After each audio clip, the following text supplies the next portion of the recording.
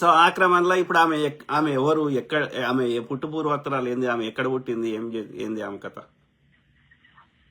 అది పుట్టుపూర్వోత్తరం అంటే Anantapur district sir. Anantapur district Gutti మండలంలో బస్నేపల్లి తండ. ఓకే. యాక్చువల్లీ తండ అంటే గ్రామం కంటే చిన్నది అంతేనా? చాలా చిన్నది, చాలా చిన్నది. మన బంజారా మిత్రులు ఉంటారు, సోదరులు ఉంటారు అనమాట. ఒక చిన్న సమూహం, గ్రామం కంటే అంటే ఒక 100 ఇండ్లు ఉంటాయా? అన్ని కూడా ఉండకపోవచ్చు, ఒక చిన్న సమూహం. Okay okay. 100 ఇల్లు అంటే దాన్ని విలేజ్ గానే కన్సిడర్ చేస్తారు కదా సార్. కావచ్చు, నాకంటే పూర్తి అవగాహన లేదు తండాల గురించి. సో 50 ఇండ్లు ఉంటాయి అనుకోండి కొన్ని. ఒక 50 ఇల్లు ఉండొచ్చేమో, ఎందుకంటే నేను ఎప్పుడు వెళ్ళలేదు వాళ్ళు, అందుకే నేను చెప్పలేదు. అదే. సో తర్వాత ఏమైంది ఈ ఇన్సిడెంట్ తర్వాత, వాళ్ళ నాయన ఎల్లగొట్టిన తర్వాత? వెళ్ళగొట్టిన తర్వాత అదే చెప్పాను కదా, వికాస్ స్కూల్లో జాయిన్ చేశాను. అక్కడ తన అన్ఫిట్ అని చెప్పేసి అన్నారు. మళ్ళీ తర్వాత మరి ఆర్థికంగా అమ్మాయికి కూడా కావాలి కదా, జాబ్ చేసిందంటే పేరెంట్స్ ఆబ్వియస్ గా ఎక్స్పెక్ట్ చేస్తారు ఎంతో కొంత. సో ఆ క్రమంలో ఉద్యోగం లేదు. సో అంటే ఈ అమ్మాయి సంపాదిస్తేనే వాళ్ళకి ఇంట్లో వెళ్ళే పరిస్థితి వచ్చింది. వెళ్ళే పరిస్థితి వచ్చింది. అమ్మాయికి శివాని తమ్ముడు ఉన్నాడు. తర్వాత మన ఈ పాప మన సినిమాలో పాడింది కదా, ఇంద్రావతి వరలక్ష్మి. ఓకే. ఇద్దరు చెల్లెళ్ళు ఒక తమ్ముడు. ఓకే. ఒక తమ్ముడు. అన్న ఏదైనా చేస్తే, నేను చేస్తేనే కొద్దిగా ఇంట్లో వెళ్తుందన్న. మా నాన్న అయితే తాగుబోతు, పచ్చి తాగుబోతు. ఏ రోజు కూడా మా అమ్మని సరిగా చూసుకున్నది లేదని స్వయంగా అమ్మాయి చెప్పింది. ఎప్పుడు ఇంట్లో వచ్చి గోలు పెడతా ఉంటాడు, సరిగ్గా తింటానికి కూడా ఉండదు అంటే నేను కూడా పేదరికం నుంచి వచ్చాను సార్. నేనేం పెద్ద కోటీశ్వరుడుగా ఏం రాలేదు.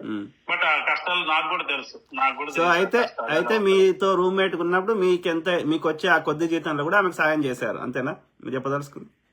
కొద్ది జీతంలో కూడా తనకి నాకు వచ్చే స్టూడెంట్స్ ని, నాకు తెలిసిన పేరెంట్స్ ని వాళ్ళ ఇంటి దగ్గరికి వెళ్ళి క్లాస్ చెప్పుకోరా, నువ్వు వచ్చిన డబ్బులు నువ్వు పేరెంట్స్ పంపించుకో, దానికి తప్పేం లేదు, నష్టం ఏం లేదు అని చెప్పేసి అన్న సరిపోవట్లేదన్న. అంటే మరి సరిపోకపోతే మనం ఏం చేద్దాం సత్య, ఉన్న దాంట్లో అడ్జస్ట్ అయ్యాం, ఖచ్చితంగా మనం సక్సెస్ అయ్యాం అని చెప్పేసి ఆ క్రమంలో చాలా చేశాను.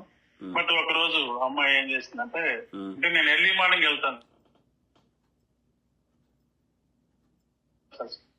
వెళ్ళిపోయే క్రమంలో ఏమైందంటే ఇంటి దగ్గర మోటార్ ఉంటుంది కదా, ఆ మోటార్ వైపు పట్టుకోవడానికి వెళ్తుంది. అంటే ఎందుకు, చచ్చిపోవటానికి, ఆత్మహత్య చేసుకునే ప్రయత్నం చేస్తుంది. ఇన్కమ్స్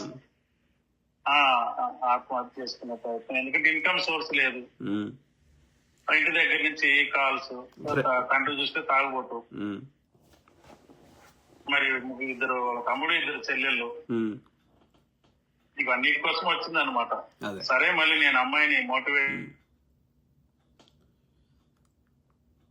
కష్టపడి పైకి ఎదగలరా, కావాలంటే నా దగ్గర స్టూడెంట్స్ ఉన్నారు తీసుకో, లేదా ఇంట్లో జాబ్ చూస్తాను, అంతేగాని పిచ్చి పిరికి పనులు చేయొద్దు అని చెప్పి అమ్మాయిని, సరే నీకు ప్రాబ్లం ఏంటి అని. సో మొత్తం మీద మ్యూజిక్ కాలేజీలో తీసేస్తే ఆమె ఆత్మహత్య చేసుకునే ప్రయత్నం చేస్తే మీరు ఆమెను కాపాడారు. అంటే మీరు సమాజానికి ఒక సింగర్ ని కాపాడినట్లు లెక్క. ఒక మంచి గొంతుని, ఒక సింగర్ ని, ఒక మంచి గొంతుని కాపాడారు. Okay, good, appreciate. అంటే దాంతో పాటు మీరు ఆర్థిక సాయం కూడా చేశారు. చాలా ఆర్థిక సాయం అంటే ఇక ప్రతిదీ నేనే ఇచ్చేంత, ప్రతిదీ. ఓకే.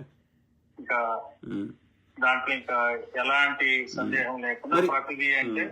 సో తర్వాత ఒక తండ్రి లాగా. తర్వాత ఇక ఆమె మ్యూజిక్ ఈ V6 ద్వారా ఆమె ఇంకా ఆ తర్వాత మీకు కనెక్షన్ కట్ అయింది. V6 అప్పుడేం వెళ్ళలేదు. ఇంకా నేను మళ్ళీ అమ్మాయికి ఏమంటారు, JNTU హాస్టల్లో అమ్మాయికి చూసి, ఎందుకంటే ఈ వీళ్ళిద్దరు వెళ్ళిపోయారు, మాతో పాటు ఇద్దరు వెళ్ళిపోయారు అనమాట, వేరే ఊరికి వెళ్ళిపోయారు. మరి ఒక్కళ్ళే ఉంటే బాగుంటది కదా, ఎంత సమాజం మంచిది కదా. సో ఇక్కడ వద్దు నాన్న, నువ్వు అక్కడ హాస్టల్లో ఉండు, నేను మనీ పే చేస్తాను. సో బేసికల్ గా మీరు ఒక ఇంట్లో సొంత ఒక పెద్దన్న లెక్క. అంతే కదా. ఇప్పుడు మా చెల్లెలు ఉంటే అంతే, ఎట్లా ట్రీట్ చేస్తారో అట్లా ట్రీట్ చేశారు మీరు, సొంత చెల్లెలు లెక్క. నేను వాస్తవంగా అంతకంటే ఇంకెక్కువే చేశాను. ఇక ఆ కృతజ్ఞత ఇంకేమో వాటికి దానికి ఏం సో పదాలు పెడతారో అయితే నాకు తెలియదు. అయితే ఆ తర్వాత ఇక ఆమె వెళ్ళిపోయింది. ఇక ఆ తర్వాత మీకు ఇక కనెక్షన్ తగ్గిపోయింది. అక్కడ నుంచి వెళ్ళిపోయిన తర్వాత ఉమ్. V6 ఛానల్లో భిక్షు నాయక్ గారు అని ఆయన గారు ట్రైనింగ్ ఇచ్చారట.